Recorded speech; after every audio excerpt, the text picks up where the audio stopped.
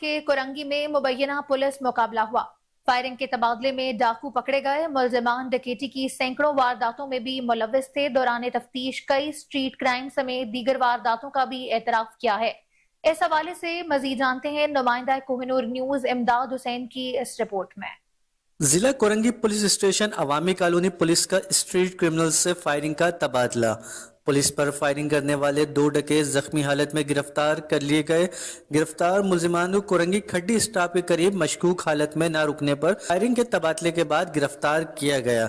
Police को देखते ही डाकुओं ने फरार होने के लिए फायरिंग शुरू कर दी थी। पुलिस की जवाबी फायरिंग से दोनों डकैत जख्मी हो गए थे। गिरफ्तार जख्मी डकैतों से असला, 2 पिस्टल और छीने हुए 5 मोबाइल फोन भी बरामद कर लिए गए हैं।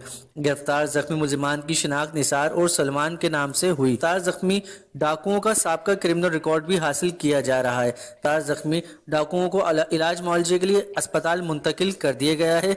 इस हवाले से SHO अवामी कॉलोनी अदनान बुखारी का कहना था, ये रात देर का वक्त हुआ है। ये 2 मुलजिमान हैं।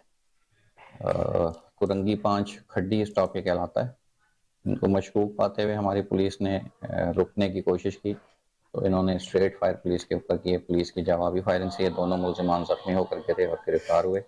ये इंतहाई हार्डेंड क्रिमिनल हैं। स्पेशल इन्वेस्टिगेटिंग यूनिट और अंदरूनी सिंध में घड़ी यासीन, शिकारपुर में इनका क्राइम रिकॉर्ड है और कराची में भी इससे कबल थाना शाह लतीफ़ ज़िला मलीर से गिरफ्तार होकर जेल जा चुके हैं। जी हाँ, दौरान तफ्तीश इन्होंने इंकशाफ किया है कि 6 तारीख को भैंस कॉलोनी के करीब थाना सुखन में गन पॉइंट पर इन्होंने एक 125 बाइक छीनी है। वो भी इंशाल्लाह इनसे रिकवर की जाएगी।